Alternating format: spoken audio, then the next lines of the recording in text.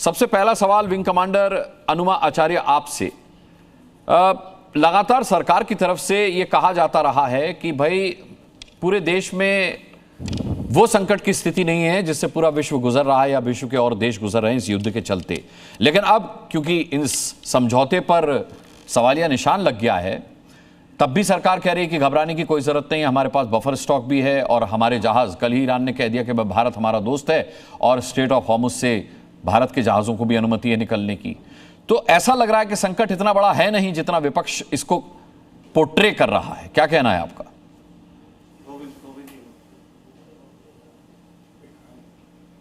अनुमा जी, आपको मेरी आवाज मिल रही है?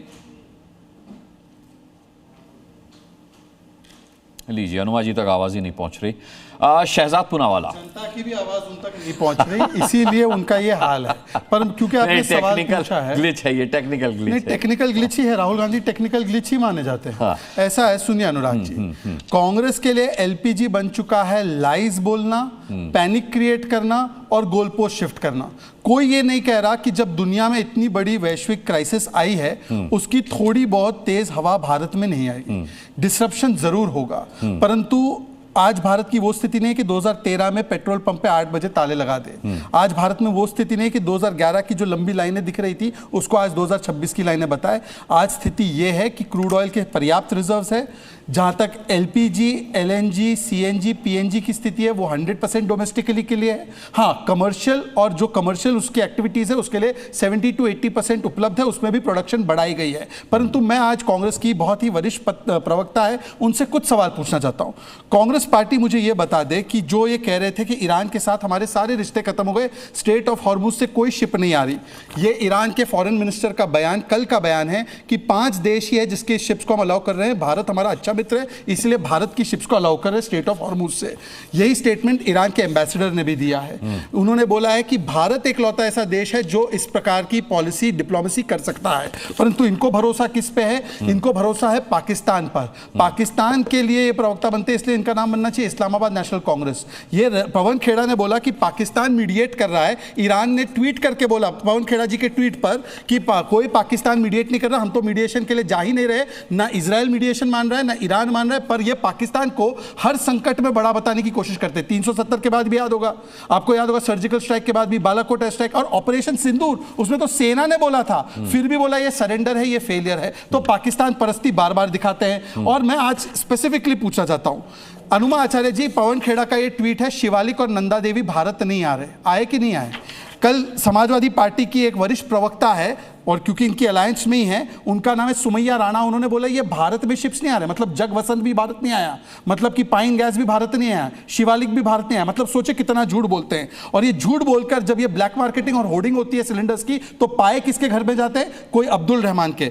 आखिरी में बताता हूं कि क्यों पैनिक क्रिएट किया जा रहा है, कैसे किया जा रहा है। ये खुद कांग्रेस के मंत्री बोल रहे हैं, उत्तम कुमार रेड्डी का बयान है कि शॉर्टेज डोमेस्टिक सिलेंडर की नहीं है, पैनिक क्रिएट किया जा रहा है ये बताकर कि वहां पर सिलेंडर नहीं मिलेगा। आज भी 25,000 एलपीजी सिलेंडर्स के डिस्ट्रीब्यूटर्स में कोई शॉर्टेज नहीं है। आज भी 1 लाख पेट्रोल पंप पे, एक भी पेट्रोल पंप पे ताला नहीं लगा है। पर मैं अनुमा आचार्य जी से पूछना चाहता हूं, आप तो शॉर्टेज की चिंता कर रही हो, महंगाई की भी चिंता कर रही हो, 5 रुपए हिमाचल में क्यों बढ़ाए? अब देखना, गाली मिलेगी, ताने मिलेंगे, जवाब एक भी नहीं मिलेगा। ठीक है, अनुमा आचार्य जी। मैं इनका आधा वक्तव्य सुन पाई, पर मुझे लगता है कि मैं एक सलाह दूंगी कि काउंसलर से मिलना अच्छा होता है जब लगातार आप किसी भ्रम में कुछ ना कुछ बोलते हैं, पार्टियों के बारे में अनाप शनाप बोलते हैं। भाई जवाबदेही आपकी है, सरकार आप चला रहे हो, आपकी जरूरत है कि आप लोगों तक सही संदेश पहुंचाओ, सही कम्युनिकेशन। अच्छा, मुझे एक बात बताइए, अगर आपके पास अनुमा आचार्य जी, ठीक है मैं मानता हूं आपकी बात, नहीं किसी आपके पास भी है वो टीवी चैनल का नेटवर्क, क्योंकि आप भी बैठी हुई हैं उसी टीवी चैनल के नेटवर्क पर। अनुमा आचार्य जी, मुझे ये बताइए कि भ्रम फैलाना किसे कहते हैं? कि शिवालिक पाकिस्तान जा रहा है, शिवालिक इंडिया नहीं आ रहा, ये भ्रम फैलाना होता है? या ये भ्रम फैलाना होता है कि शिवालिक आ चुका है, गुजरात के बंदरगाह से लग चुका है? इसमें से भ्रम कौन सा है ये बताइए मुझे।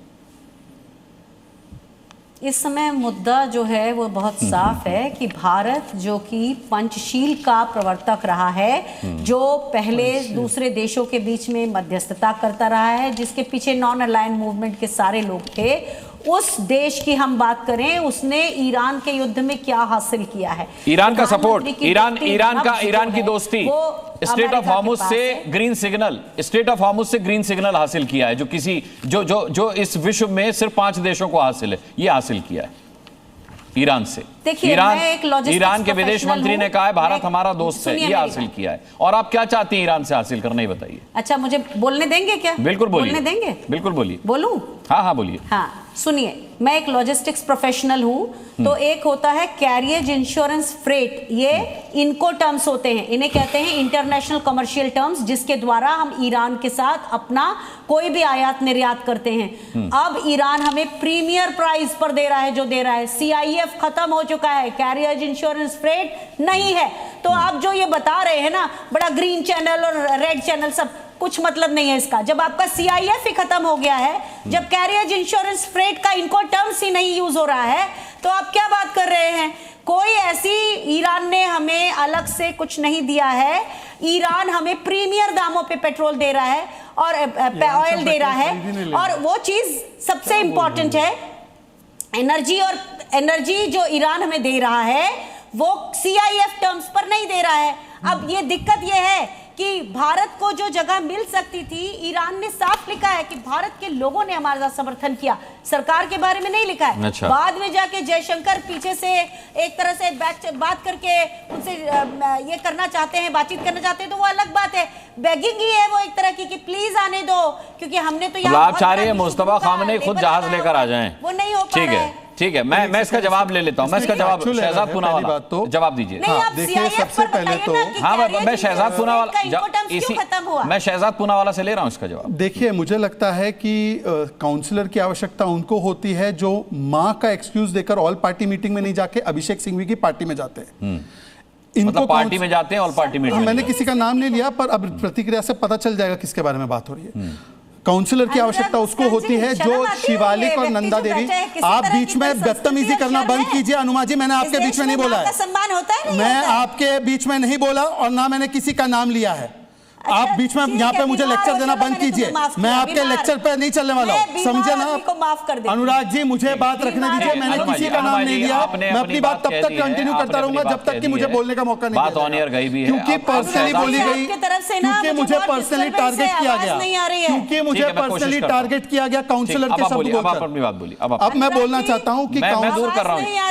जी, मैं दिक्कत दूर करता हूँ। तो आवाज तो मुंह से तो आवाज मत निकालिए, कान खोल के सुनिए, तब तो आवाज आएगी ना आपको। बोलिए। सुनिए, ऐसा है कि काउंसलर की आवश्यकता उसको होती है। छोड़ दीजिए काउंसलर को, एक सवाल उनका है, मैं बता रहा हूं ना, मैं तो अपनी तरीके से जवाब दूंगा। और जिन्होंने मुझे काउंसलर के लिए बोला है, तो मैं तो पूरा अब जवाब दूंगा, तो पूरा सूद समेत दूंगा। अनुराग जी, आप मुझे नहीं रोक सकते, मेरा भी अधिकार है। नहीं, CIF पे बोलिए। तो मैं बोल रहा हूं। पहली बात तो काउंसलर की आवश्यकता उनको होती है जिनको शिवालिक और नंदा देवी नहीं दिख रहे, एक्वा टाइटन नहीं दिख रहा, उनको जग वसंत नहीं दिख रहा, उनको आंखें चेक करानी चाहिए। काउंसलर की आवश्यकता उनको होती है जो कह रहे पाकिस्तान मध्यस्थता करा रहा है। अरे नौकर 2 मालिकों के बीच में मध्यस्थता कराएगा, और उस नौकर के 4 जहाज स्ट्रेट ऑफ हॉर्मुज से नहीं गए। अब आते हैं इनके सवाल पे। ईरान से थैंक्स टू योर गवर्नमेंट हम तेल खरीदते ही नहीं थे, ये तुम्हारी सरकार की उपलब्धि। ईरान का फॉरेन मिनिस्टर का बयान, I am disappointed with India.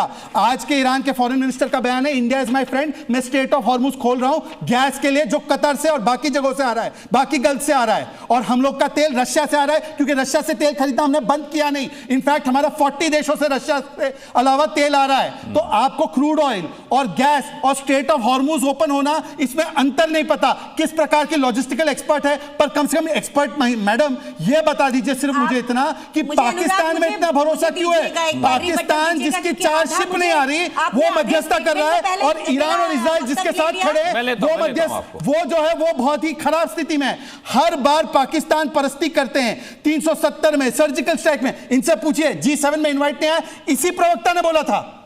Canada में हम लोग का सारा स्टेक खत्म हो गया है क्योंकि निज्जर की किलिंग में हम दोषी है, इसी प्रवक्ता ने बोला था।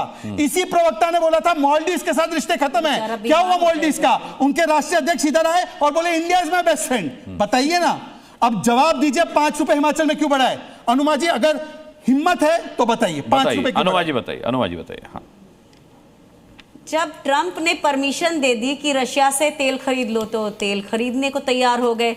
जब ट्रंप ने परमिशन दे दी, जो ट्रंप परमिशन दे देते ईरान से ले लो तो ईरान से लेने को तैयार हो जाते हैं। ट्रंप ने परमिशन दी हिमाचल में, समझो तो करो, तो परमिशन लेते ही हो ना भाई। भारतीय जनता पार्टी की सरकार ने एक स्थापित विदेश नीति से जब डिपार्चर किया, उसके बाद इस देश को क्या मिला है? श्रीलंका तक का नाम लेकर ईरान ने कहा है कि श्रीलंका ने हमारी मदद की। अरे इंडिया का नाम लिया कौन सी दुनिया में कि उन्होंने अमेरिकन लोगों को वो ईरानी सोल्जर देने से मना कर दिया था, इतना था। पर अब क्या करें, शहजाद स्टेटमेंट है, ज्यादा अलग-अलग नाम है कि नहीं इंडिया का पढ़िए, अराक्ची का स्टेटमेंट दिया है। बीमार आदमी है, मैं इसे माफ कर देती हूँ। अब्बास अगारची तो बीमार नहीं है ना। आप अब्बास अगारची के स्टेटमेंट को आप पढ़ चुकी होंगी, मैं आपको क्या पढ़ कर? नहीं समझ में आता।